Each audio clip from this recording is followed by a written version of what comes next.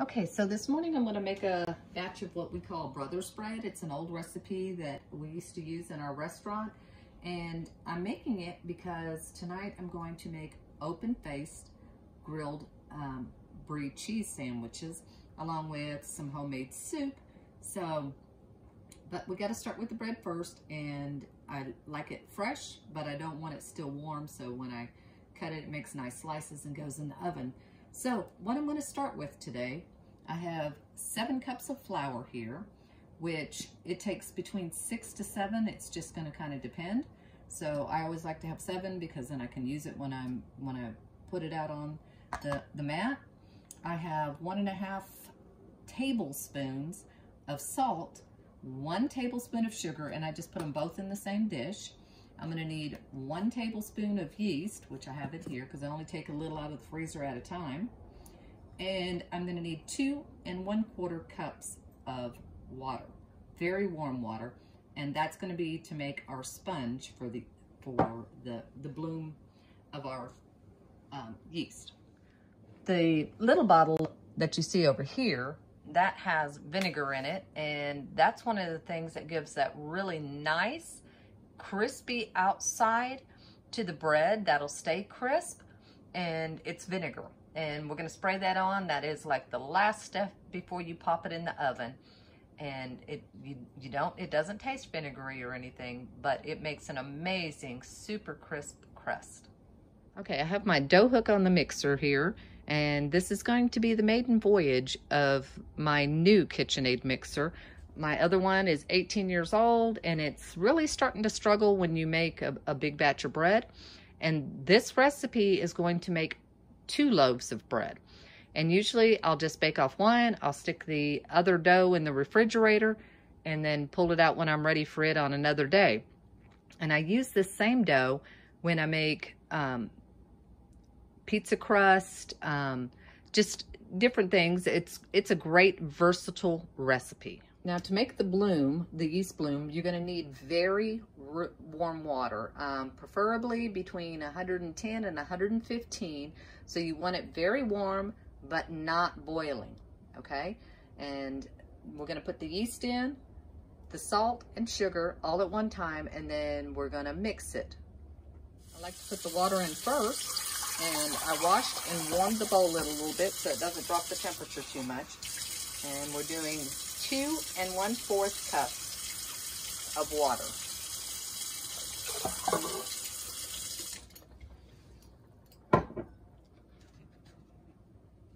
And 1 tablespoon of yeast.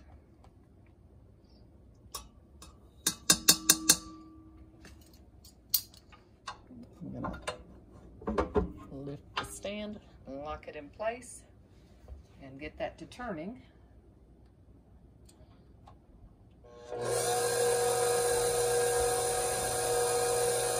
And you'll notice there was a slight delay before starting. That's the new KitchenAid thing. They say it's to stop it from causing the, flour to poof. Okay, so now I'm going to add the salt and sugar. And I'm going to let that stir until it's good and mixed up.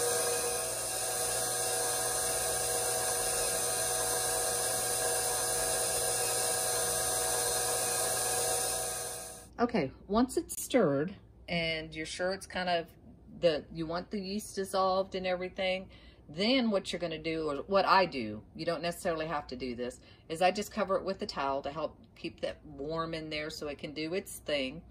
And if it's a really warm day, you don't have to worry about it. Today's just slightly chillier, not cold by any standards, especially if you compare to the north, but for Texas, it's just a little bit cool this morning. And anyway, so leave it sit for about 5 minutes and then check it. But you want it to be really foamy, I'll say, and I'll show you when we get there.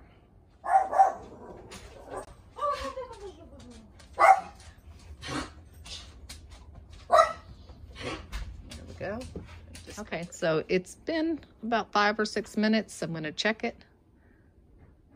And as you see how it's bubbling and it looks bloomy, but I'm going to let it go a little bit longer because I prefer it to be more bubbly. And That way it'll be really activated. So we'll wait about 5-10 more minutes and then we'll use it. And you can leave this for an hour if you wanted to, but you know, again, it just depends on your time schedule. What I do when I'm getting ready to let the bread rise to proof the bread, I go ahead and I turn on the warmer on my little oven here. And then before I put the bread in, I turn the warmer off. That way it just gives a cool, drafty spot. But on a warm day, wouldn't even need to do that. And, depends on how warm your house is. So you don't have to put it in the oven by any means, but it's just kind of, even if you don't turn a warmer on, it does at least keep it in a non-drafty place. So it's nice and bubbly, so I'm gonna go ahead and start stirring it. I'll let the mixer stir it up some, and then I'll start adding the flour 1 cup at a time. I'm gonna add flour until it starts to pull away from the sides, and then I'll let it mix a little bit further, or a little bit longer, I should say. And then I'll take it out and I'll turn it out onto my mat where I'm gonna knead it. And you can knead it for a few minutes in the mixer if you choose to. You don't have to do any hands-on on that part if you don't want to, but I like kneading bread. It's just kind of like one of those therapeutic things. So yeah, I'm gonna do that part by hand.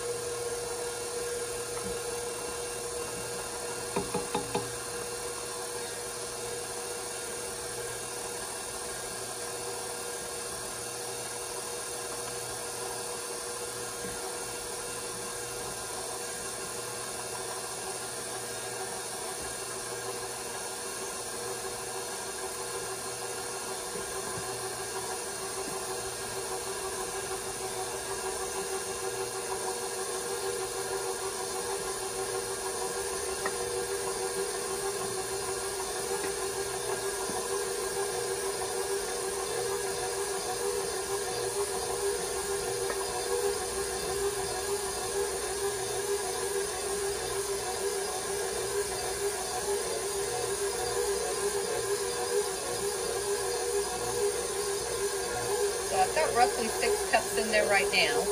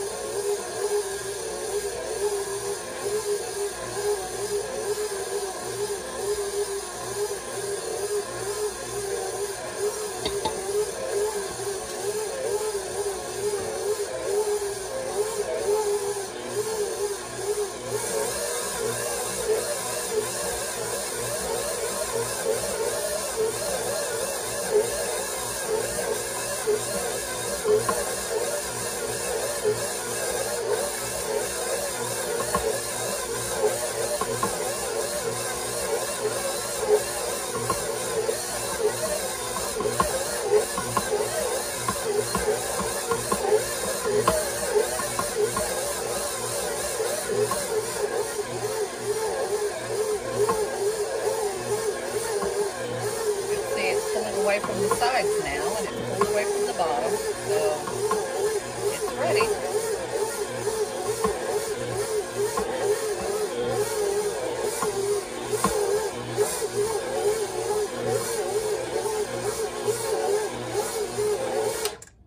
Perfect.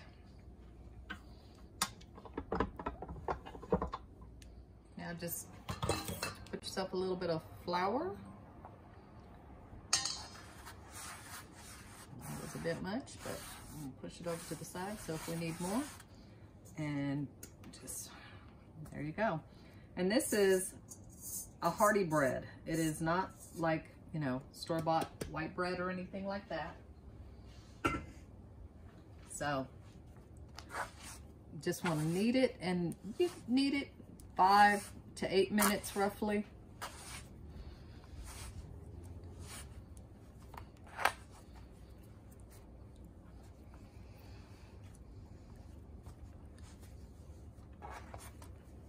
And you can see this is a pretty good chunk of dough here, so it's a nice little workout, but it's not sticky. And we're just gonna keep doing this, like I said, for about 5 to 8 minutes. Or until your arms get too tired to knead anymore. It's up to you. It's not rocket science, it's bread making, and it's a very enjoyable thing once people get past the being scared of it.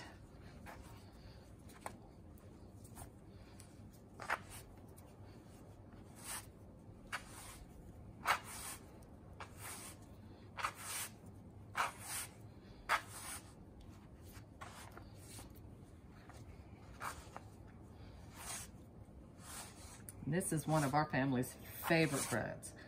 And I tell you what, it is definitely a good filler. In full disclosure, the flour that I used today was a store-bought flour because I had purchased some a while back and it's been in Mylar bags, and it is flour, so it will eventually go bad. So I've been trying to use up some of that.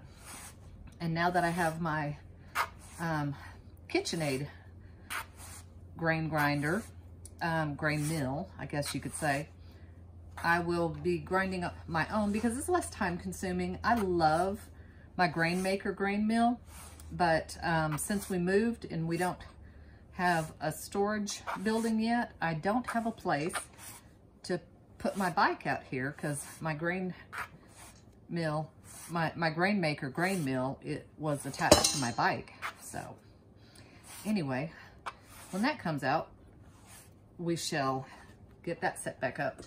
But it's just nice to be able to grind the flour quickly, and it's really good. I really liked it to do corn flour for cornbread and stuff. Made a really nice fine. I was actually kind of surprised how well it worked. Like I said, I stopped using it for a little bit though because my other KitchenAid was kind of on the brink and struggling even on stuff like that. So really didn't want to put it out by putting it through the stress of, oh yeah. And you'll start to feel the difference. I don't know how to explain it, but the dough will just start to feel more pliable and better blended. Okay, there you go. So you see it's nice and smooth and ready to go. So put some oil, and I'm using this big plastic bowl. I don't know if you can see it.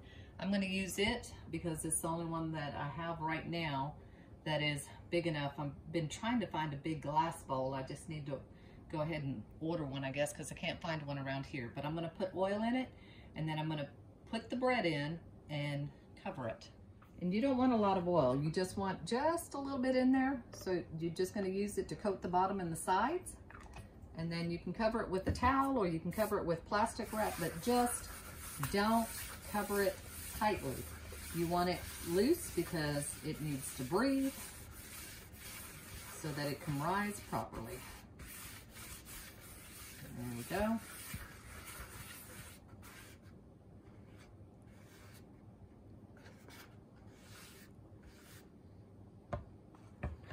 And then we're going to put the bread inside the bowl and just turn it over. And basically you just want it so it doesn't stick to it, but it kind of coats it. Probably need just a tiny bit more oil. Just put a little bit on my hands here. There we go. And that way it won't stick to the sides when it's rising. And like I said, you can cover it with a towel, or you can cover it with some plastic wrap. I'm just going to cover it with a towel since I already have a clean one that I was using for when it was proofing. And now you're just going to leave it sit there for an hour to an hour and a half, or until it about doubles in size. And you're going to do whatever it is you need to do, because this part requires no hands-on. There's just very little hands-on time required to make the bread, which is really nice. So you can go about your day, do your stuff. Okay, so as you can see, the bread has doubled in size. Well, let's see if we can get you so you can see it better.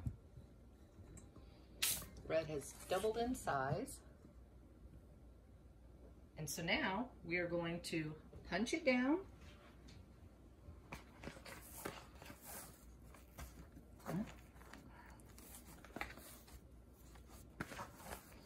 I'm going to take it out of here and we'll put it on here, and this dough feels so nice.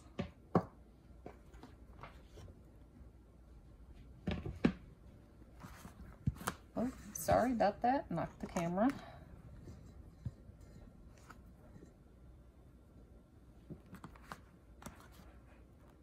So we're going to punch it down, and then I'm going to divide this in half.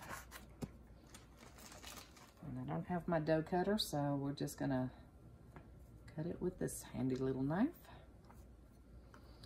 And one half of it I'm going to set aside and stick in the fridge. And the other half we're going to just form into a round loaf.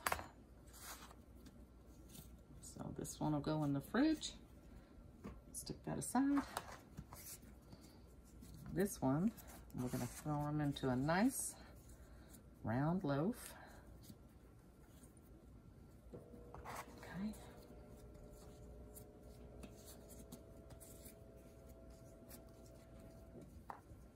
And then once we've got a nice rounded loaf here, we're going to X marks the spot. Okay. And then, and this step is not crucial. I've got my little pan here, but I put a little cornmeal on the bottom. And you don't have to, it's just the way I've always done it. So we put the cornmeal on the bottom. Got our nice little loaf there. And now we're going to, oh goodness. Just realized my camera was upside down. So now we're going to spray it with vinegar, and then we're going to put it in a cold oven. And yes, you heard that right. It's going to go in a cold oven, and that way it will rise while it's in the oven. And I'm going to set the oven to 400. And it usually, depending on your oven, can take anywhere from 35 to 45 minutes. So set a timer for 35 minutes and then just keep an eye on it after that. But remember, cold oven. And there you have it, fresh bread. And I love this recipe because, like I said, after you proof it the one time, or set it into it to let it rise, then you put it in a cold oven and let it do its work in there. So can't wait to have some fresh bread again tonight.